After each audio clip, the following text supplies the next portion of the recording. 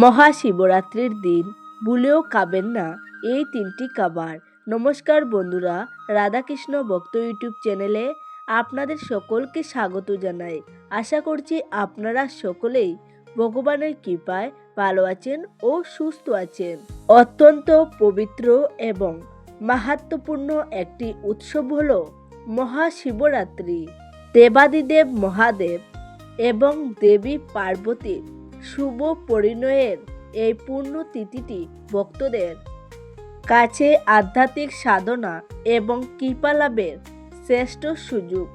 তাই আজকের ভিডিওতে আমরা জানব শিবরাত্রির দিন কোন তিনটি খাবার ভুলেও খাওয়া যাবে না, শিবরাত্রি উপবাসের নিয়মাবলী, 4 প্রহরের পূজার বিস্তারিত সময়সূচি এবং প্রতিটি প্রহরের বিশেষ উপাচার, মহাদেবের বিশেষ কৃপা লাভের জন্য 7টি অব্যর্থ করণীয় কাজ। তাই আজকের ভিডিওটি খুব গুরুত্বপূর্ণ হতে চলেছে। মূল পর্বে যাওয়ার আগে আমার সকল দর্শক বন্ধুদের কাছে অনুরোধ, ভিডিওটি আপনারা শুরু থেকে শেষ পর্যন্ত অবশ্যই মনোযোগ সহকারে দেখবেন। যদি ভালো লেগে থাকে তাহলে অবশ্যই একটি লাইক করবেন আর কমেন্ট বক্সে হর হর মহাদেব লিখতে ভুলবেন না। তো চলুন বন্ধুরা, শুরু করা যাক আজকের আলোচনা। মহাশিবরাত্রির মাহাত্ম্য এতই বিশাল যে শাস্ত্র অনুসারে সারা বছর কোনো পূজা করতে না পারলেও যদি কেউ এই একটি রাত পূর্ণ নিষ্ঠার সাথে পালন করেন তবে তিনি শিবত্ব লাভ করেন। নিচে মহাশিবরাত্রির গভীর ও বিস্তারিত মাহাত্ম্য পর্যায়ক্রমে আলোচনা করা হলো। 1. শিব ও শক্তির পরম মিলন। মহাশিবরাত্রির অন্যতম প্রধান মাহাত্ম্য হলো এটি ভগবান শিব এবং মা পার্বতীর শুভ পরিণয়ের স্মৃতি বহন করে। আধ্যাত্মিক পরিভাষায় শিব হলেন পুরুষ অর্থাৎ পরম চেতনা, আর পার্বতী হলেন প্রকৃতি অর্থাৎ সৃষ্টিশীল শক্তি। এই দুইয়ের মিলন না হলে মহাবিশ্ব গতিশীল হয় না। মহাশিবরাত্রির এই পবিত্র তিথিতে ভক্তরা তাদের বিবাহের উৎসব পালন করেন, যা আসলে নিজের ভেতরে থাকা পুরুষ ও প্রকৃতির সামঞ্জস্য বিধানের প্রতীক। এটি পারিবারিক জীবনের সুখ ও দাম্পত্য শান্তি প্রতিষ্ঠার জন্য সর্বশ্রেষ্ঠ দিন। লিঙ্গোদ্ভব ও জ্যোতির্ময় প্রকাশ। পৌরাণিক কাহিনী অনুসারে এই মহাশিবরাত্রির মাহাত্ম্য লুকিয়ে আছে ব্রহ্মাণ্ডের আদি স্তম্ভের মধ্যে। সৃষ্টির শুরুতে ব্রহ্মা ও বিষ্ণুর মধ্যে শ্রেষ্ঠত্ব নিয়ে বিবাদ শুরু হলে দেবাদিদেব মহাদেব তাদের সামনে এক বিশাল জ্যোতির্ময় লিঙ্গ বা অগ্নি তরঙ্গ রূপে আবির্ভূত হন। এই দিনটি ছিল ফাল্গুন মাসের চতুর্দশী। তাই শিবরাত্রিতে শিবলিঙ্গের পূজা করা হয়, কারণ এটি ভগবানের নিরাকার ও সাকার উভয় রূপেরই প্রতীক। এটি আমাদের শেখায় যে ঈশ্বর অসীম এবং অহংকার পতনের কারণ। কালকুটু বিষপান ও নীলকণ্ঠটির মাহাত্ম্য। সমুদ্র মন্থন থেকে যখন হলাহল নামক ভয়াবহ বিষ উঠে এলো তখন গোটা বিশ্ব ধ্বংসের মুখে পড়ে। তখন দয়ালু মহাদেব জগৎকে রক্ষার জন্য সেই বিষ নিজে পান করেন। তার কণ্ঠ বিষের নীল রঙের রাঙিয়ে উঠে, তাই তিনি নীলকণ্ঠ। এই বিষের জ্বালা থেকে তাকে শান্তি দিতে ভক্তরা সারা রাত নির্জলা উপবাস করে মাথায় শীতল জল এবং বেলপাতা অর্পণ করেন। মহাশিবরাত্রি আমাদের শেখায় যে অন্যের মঙ্গলের জন্য কষ্ট সহ্য করাই হলো প্রকৃত দেবত্ব। অন্ধকার থেকে আলোর অভিমুখে যাত্রা। রাত্রি শব্দটির আধ্যাত্মিক অর্থ হল অজ্ঞানতা বা মোহ। মহাশিবরাত্রির গভীর অন্ধকারে মানুষ যখন জেগে শিবের উপাসনা করে তখন সে আসলে নিজের ভেতরের কাম, ক্রোধ, লোভ ও মোহ নামক অন্ধকারকে জয় করার চেষ্টা করে। এই মাহাত্ম্যের কারণেই একে মহাশিবরাত্রি বলা হয়, কারণ এটি মানুষকে অজ্ঞানতার ঘুম থেকে জাগিয়ে তুলে পরম জ্ঞানের আলোর দিকে নিয়ে যায়। মহাজাগতিক ও বৈজ্ঞানিক মাহাত্ম্য। বর্তমান আধ্যাত্মিক বিজ্ঞানীদের মতে মহাশিবরাত্রির দিন পৃথিবীর উত্তর গোলার্ধের গ্রহগুলোর অবস্থান এমন হয় যে মানুষের দেহের ভেতরের শক্তি বা কুণ্ডলিনী শক্তি প্রাকৃতিকভাবে ঊর্ধ্বমুখী হয়। এই বিশেষ দিনে মেরুদণ্ড সোজা করে জেগে থাকলে মানুষের স্নায়ুতন্ত্র এবং মস্তিষ্ক এক উচ্চতর কম্পন অনুভব করে। এর প্রাকৃতিক মাহাত্ম্যকে কাজে লাগাতে শাস্ত্রে সারা রাত জেগে ধ্যানের নির্দেশ দেওয়া হয়। 6. সকল পাপ থেকে মুক্তি ও মোক্ষ লাভ। শিবপুরাণ অনুযায়ী এই ব্রত এতটাই শক্তিশালী যে চণ্ডাল থেকে শুরু করে পশু পাখিও যদি এই রাতে অজান্তে একটি বেলপাতা শিবলিঙ্গে ফেলে দেয় তবে তারও মুক্তি ঘটে। এই তিথিতে উপবাস ও 4 প্রহরের পূজা করলে ভক্তের জন্ম জন্মান্তরের সঞ্চিত পাপ দগ্ধ হয় এবং তিনি পূর্ণজন্মের চক্র থেকে মুক্তি পেয়ে মোক্ষ লাভ করেন।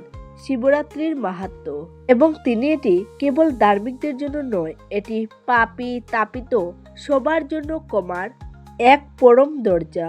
7. আধ্যাত্মিক সাধনার সর্বোত্তম তিথি। যোগীদের জন্য এই রাতটি অত্যন্ত গুরুত্ববহ। বলা হয় এই রাতে মহাদেব স্বয়ং স্থির অবস্থায় বিরাজ করেন এবং ধ্যানে বসেন।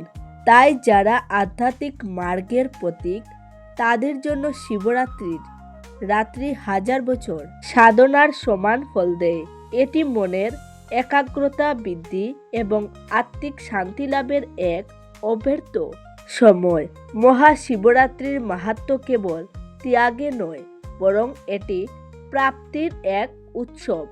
এটি আমাদের মনে করিয়ে দেয় যে শিব বা মঙ্গলময় পরমাত্মা আমাদের অন্তরেই বিরাজ করছেন।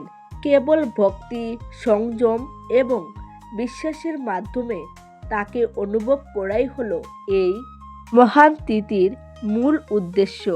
শিবরাত্রি উপবাসের শাস্ত্রীয় নিয়মাবলী। শিবরাত্রির ব্রত পালনের ক্ষেত্রে শুদ্ধতা এবং একাগ্রতা সবথেকে জরুরি। উপবাস কেবল না খেয়ে থাকা নয়, বরং তা হলো আত্মার কাছাকাছি থাকা।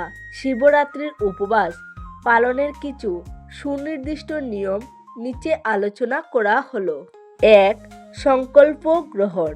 শিবরাত্রির দিন ভোরে উঠে স্নান সেরে শুদ্ধ বস্ত্র পরিধান করে মহাদেবের সামনে বসে ব্রত পালনের সংকল্প করতে হয়। মনে রাখবেন, সংকল্প ছাড়া যে কোনো ব্রত অসম্পূর্ণ থেকে যায়। 2. আহার বর্জন। শাস্ত্র মতে শিবরাত্রির দিন নির্জলা উপবাস রাখা শ্রেষ্ঠ, তবে শারীরিক অবস্থা অনুযায়ী যারা জল ছাড়া থাকতে পারেন না তারা ফলমূল বা দুধ পান করে থাকতে পারেন, তবে অন্ন বা শস্য জাতীয় খাবার সম্পূর্ণ নিষিদ্ধ। 3. ব্রহ্মচর্য পালন। এই দিনে মনকে পবিত্র রাখতে হয়। শারীরিক এবং মানসিক শুদ্ধতা বজায় রাখতে ব্রহ্মচর্য পালন করা বাধ্যতামূলক। কারো প্রতি রাগ, ঘৃণা, হিংসা মনে আনা উচিত নয়। 4. সারা রাত জাগরণ। শিবরাত্রির প্রকৃত ফল পাওয়া যায় রাত্রিকালীন জাগরণে। রাত্রি শব্দটি এখানে মহাচন্ন অবস্থার প্রতীক, যা মহাদেবের স্মরণে কাটিয়ে চৈতন্য ফিরিয়ে আনাই হলো এই ব্রতের মূল উদ্দেশ্য। 2026 সালে মহাশিবরাত্রি 15 না 16 ফেব্রুয়ারি কবে পালন করতে হবে? 2026 সালে মহাশিবরাত্রির তারিখ নিয়ে মানুষের মধ্যে বিভ্রান্তি রয়েছে যে মহাশিবরাত্রি 15 না 16 ফেব্রুয়ারি। এবার মহাশিবরাত্রি 15 ফেব্রুয়ারি রবিবার পালিত হবে। দিক পঞ্চাঙ্গ অনুসারে মহাশিবরাত্রির চতুর্দশী তিথি 15 ফেব্রুয়ারি সন্ধে 5:04 শুরু হবে এবং 16 ফেব্রুয়ারি সন্ধে 5:34 শেষ হবে। মধ্যরাত্রে মহাশিবরাত্রির পূজা অত্যন্ত শুভ, তাই এটি 15 ফেব্রুয়ারি পালিত হবে। মহাশিবরাত্রি ব্রতের তারিখ, সময় এবং পালনের সময়। চতুর্দশী তিথি শুরু 15 ফেব্রুয়ারি 2026 সন্ধ্যা 5:04 থেকে চতুর্দশী। তিথি শেষ 16 ফেব্রুয়ারি 2026 সন্ধে 5:34 পর্যন্ত।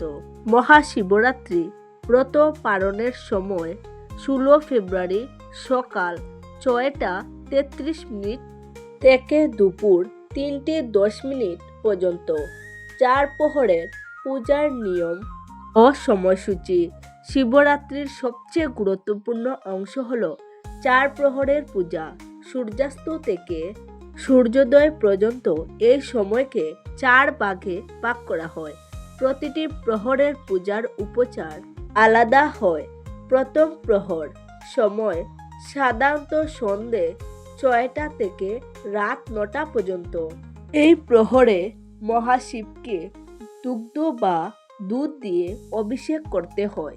ফল: প্রথম প্রহরে পূজা করলে ভক্তের ধর্মীয় স্থিতি মজবুত হয় এবং সমস্ত পাপ বিনাশ হয়। দ্বিতীয় প্রহর রাত 9টা থেকে মধ্যরাত 12টা পর্যন্ত অভিষেক।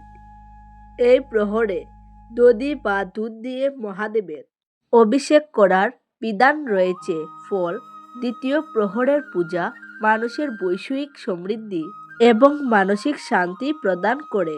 তৃতীয় প্রহর সময় মধ্যরাত 12টা থেকে রাত 3টি পর্যন্ত। অভিষেক: তৃতীয় প্রহরে মহাদেবকে ঘৃত বা ঘি দিয়ে স্নান করানো হয়। ফল: এই প্রহরে পূজার মাধ্যমে জ্ঞান লাভ হয় এবং ভক্তের যাবতীয় মোহ দূর হয়। চতুর্থ প্রহর শেষ রাত 3টে থেকে ভোর 6টা বা সূর্যোদয় পর্যন্ত।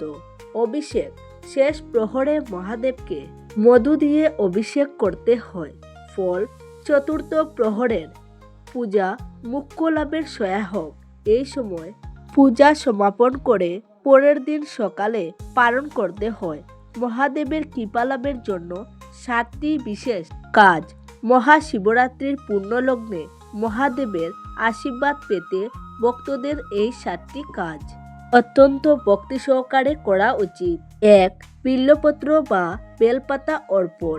মহাদেব বেলপাতায় অত্যন্ত সন্তুষ্ট হন, তবে মনে রাখবেন বেলপাতা যেন অখণ্ড বা চেরা না হয় এবং তাতে 3টি পত্র থাকে। চন্দন দিয়ে পাতার উপর ওম নমঃ শিবায় লিখে অর্পণ করলে মহাদেব অত্যন্ত খুশি হন। 2. মহাদেবকে অভিষেক করা। পঞ্চামৃত যেমন দুধ, দই, ঘি, মধু ও চিনি দিয়ে শিবলিঙ্গের অভিষেক করা উচিত। শিবলিঙ্গে জল ঢালার সময় খেয়াল রাখবেন যেন জলের দ্বারা অবিচ্ছিন্ন থাকে। 3. শিব চালিসা ও মহামৃত্যুঞ্জয় মন্ত্র জপ করা। শিবরাত্রি সারা রাত জপ করা অত্যন্ত ফলপ্রসূ। বিশেষ করে মহামৃত্যুঞ্জয় মন্ত্র পাঠ করলে অকাল মৃত্যুর ভয় দূর হয়, রোগব্যাধি থেকে মুক্তি পাওয়া যায়। 4. ধুতরা ও আকন্দ ফুল প্রদান। মহাদেব বুনো ফুলে তুষ্ট, তাকে ধুতরা তল, ধুতরা ফুল এবং আকন্দ ফুল অর্পণ করা অত্যন্ত শুভ বলে মনে করা হয়। এটি জীবনের বিষ বা নেতিবাচকতা দূর করতে সাহায্য করে। 5. প্রদীপ প্রজ্বলন।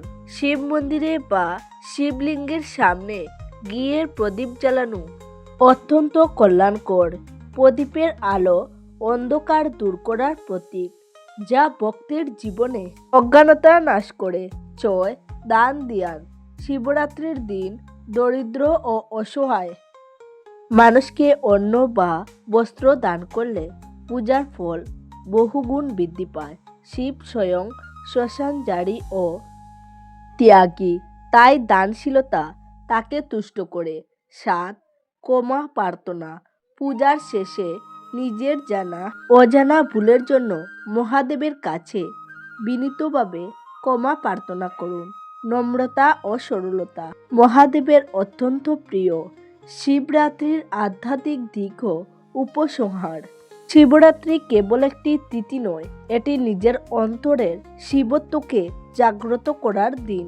মহাদেব হলেন সংহারকর্তা, কিন্তু তিনি সংহার করেন মানুষের অহংকার, অবিদ্যা এবং অশুভ শক্তিকে।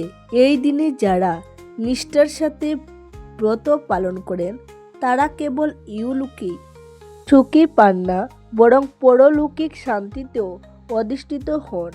শিবরাত্রির পূজায় পোশাকের রং নির্বাচন কেবল রুচির বিষয় নয়, এর পেছনে আধ্যাত্মিক ও শাস্ত্রীয় কারণ রয়েছে। মহাশিবরাত্রিতে মহাদেবের আরাধনার সময় রঙের শুদ্ধতা বজায় রাখা অত্যন্ত গুরুত্বপূর্ণ। নিচে এই বিষয়ে বিস্তারিত আলোচনা করা হলো। শিবরাত্রিতে শুভ রং 1. সাদা রং। মহাদেব বা শিব হলেন শুদ্ধতা এবং প্রশান্তির প্রতীক। শাস্ত্রে তাকে কর্পূর ও কুমং বা কর্পূরের মতো শুভ্র বলা হয়েছে। তাই শিবরাত্রির দিন সাদা রঙের পোশাক পরা সবথেকে উত্তম বলে মনে করা হয়। সাদা রং শান্তি, পবিত্রতা ও সাত্ত্বিকতার পরিচয় দেয়, যা পূজার পরিবেশের সাথে সামঞ্জস্যপূর্ণ। সবুজ রং। শিব প্রকৃতি প্রেমী। বেলপাতা, ধুতরা এবং প্রকৃতির সবুজের মাঝে তিনি বিচরণ করেন। সবুজ রং পুনর্জন্ম, উর্বরতা এবং মঙ্গলের প্রতীক। মহাদেবকে তুষ্ট করতে সবুজ রঙের পোশাক পরা অত্যন্ত শুভ বলে বিবেচিত হয়। 3. হলুদ বা জাফরান রং। হলুদ রং হল জ্ঞান এবং আধ্যাত্মিক চেতনার প্রতীক। হিন্দু ধর্মে যে কোনো মাঙ্গলিক কাজে হলুদ বা জাফরান বা গেরুয়া রঙের পোশাককে পবিত্র মনে করা হয়। এই রঙের পোশাক পরলে মনে ইতিবাচক শক্তির সঞ্চার হয়, যে রঙগুলো এড়িয়ে চলা উচিত। 1. কালো রং। শিবরাত্রির পূজায় কালো রঙের পোশাক পরা কঠোরভাবে নিষিদ্ধ। শাস্ত্র মতে মহাদেব অন্ধকার দূর করে আলোর পথ দেখান। কালো রং অন্ধকার এবং নেতিবাচকতার প্রতীক হিসেবে দেখা হয়, যা কোনো শুভ ধর্মীয় অনুষ্ঠান বা পূজায় অশুভ বলে গণ্য করা হয়। 2. গাঢ় নীল বা অতিরিক্ত উজ্জ্বল লাল। যদিও শিবকে নীলকণ্ঠ বলা হয়, তবুও পূজার সময় গাঢ় নীল রঙের পোশাক এড়িয়ে চলা ভালো। একইভাবে অতিরিক্ত উগ্র বা চোখে লাগার মতো ঝকঝকে আধুনিক রং এড়িয়ে স্নিগ্ধ ও হালকা রঙের পোশাক নির্বাচন করা আধ্যাত্মিক মনস্তত্ত্বের জন্য সহায়ক। পোশাক নির্বাচনের অন্যান্য নিয়মাবলী। সুতির পোশাক। পূজার সময় দীর্ঘক্ষণ বসে থাকতে হয় এবং 4 প্রহরের জাগরণ করতে হয়, তাই সিল্কের চেয়ে সুতির আরামদায়ক পোশাক পরা ভালো, যাতে শরীরের রক্ত সঞ্চালন স্বাভাবিক থাকে। পরিচ্ছন্নতা। পোশাক নতুন হতে হবে এমন কোনো বাধ্যবাধকতা নেই, তবে তা অবশ্যই ধোয়া এবং পরিষ্কার পরিচ্ছন্ন হতে হবে।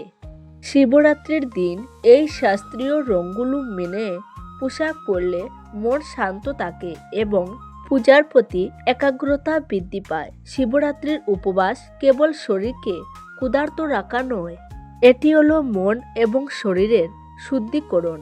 শাস্ত্র ও পৌরাণিক বিশ্বাস অনুযায়ী এই বিশেষ দিনে কিছু নির্দিষ্ট খাবার গ্রহণ করলে ব্রতের পুণ্যফল পাওয়া যায় না এবং আধ্যাত্মিক সাধনায় ব্যাঘাত ঘটে। আগে আমরা একটি ফলের কথা জেনেছি, এখন আরও বিস্তারিতভাবে আলোচনা করব এমন 3টি খাবার সম্পর্কে, যা শিবরাত্রির দিন ভুলেও স্পর্শ করা উচিত নয়। 1. সাধারণ লবণ বা টেবিল সল্ট। শিবরাত্রির উপবাসে সাধারণ লবণের ব্যবহার সম্পূর্ণ নিষিদ্ধ, কারণ সাধারণ লবণ বা সমুদ্রের লবণ প্রক্রিয়াজাত এবং এটি শরীরের তৃষ্ণা ও অস্থিরতা বাড়াতে পারে। ব্রতের সময় মনকে শান্ত রাখা জরুরি। লবণের প্রভাবে শরীরে রাজসিক গুণের সঞ্চার হয়, যা আধ্যাত্মিক চিন্তায় বাধা দেয়।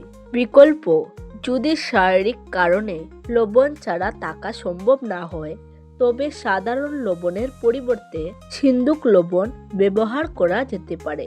এটি প্রাকৃতিক এবং বিশুদ্ধ বলে গণ্য করা হয়। 2. শস্য ও ডাল জাতীয় খাদ্য।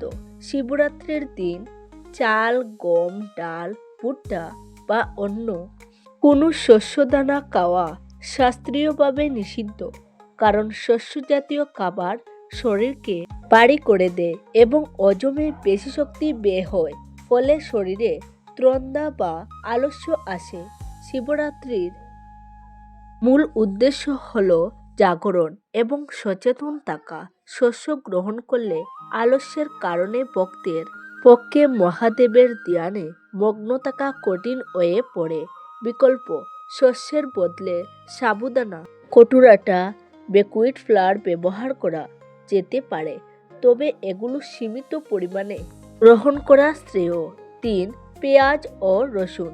অনেকে মনে করেন উপবাস নেই বলে তারা নিরামিষ হিসেবে পেঁয়াজ রসুন খেতে পারেন, কিন্তু শিবরাত্রিতে এটি মারাত্মক ভুল।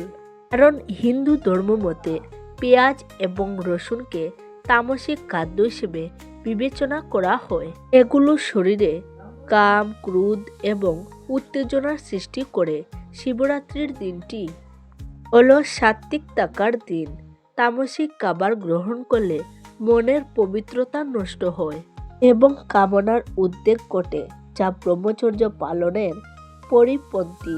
পরামর্শ: শিবরাত্রির দিন বাড়ির রান্নাঘর থেকেও পেঁয়াজ ও রসুন দূরে রাখা উচিত। এমনকি যারা ব্রত পালন করেন না, পরিবারের মঙ্গল কামনায় তাদেরও এই দিন এই খাবারগুলো এড়িয়ে চলা উচিত। অতিরিক্ত সতর্কতা: পানীয় গ্রহণের নিয়ম। খাবারের পাশাপাশি পানীয়র ক্ষেত্রেও সতর্ক থাকা জরুরি। শিবরাত্রির দিন মদ বা নেশাজাতীয় কোনো দ্রব্য গ্রহণ করা মহাপাপের সমান। অনেকেই ভুল করে শিবের প্রসাদ মনে করে এই দিনে ভাং বা নেশা গ্রহণ করেন, যা শাস্ত্রীয়ভাবে ভুল। মহাদেব বিষ পান করে নীলকণ্ঠ হয়েছিলেন বিশ্বকে রক্ষা করার জন্য, নেশা করার জন্য নয়। তাই এই দিন মনকে সম্পূর্ণ সজাগ রাখা উচিত। এই নিয়মগুলো মেনে চললে আপনার শিবরাত্রির ব্রত আধ্যাত্মিকভাবে সার্থক হবে এবং মহাদেবের আশীর্বাদ আপনার উপর বর্ষিত হবে। শাস্ত্র অনুসারে যদি কেউ সারা বছর কোনো পূজা করতে না পারেন, তবে কেবল এই একটি মাত্র শিবরাত্রির ব্রত পালন করলে তিনি সর্বপাপ থেকে মুক্ত হয়ে শিবলোকে স্থান পান। তবে মনে রাখা প্রয়োজন, বাহ্যিক উপচারের চেয়ে মনের ভক্তি মহাদেবের কাছে প্রদান। ভক্তি ভরে এক ঘটি জল আরেকটি বেলপাতা দিলেই আশুতোষ প্রসন্ন হন। মহাশিবরাত্রির এই পবিত্র তিথিতে আপনার জীবন মঙ্গলময় হোক এবং মহাদেবের আশীর্বাদ সর্বদা আপনার উপর বর্ষিত হোক। সবাই ভালো থাকুন, সুস্থ থাকুন। দেখা হবে নতুন একটি ভিডিওতে। নমস্কার, ধন্যবাদ।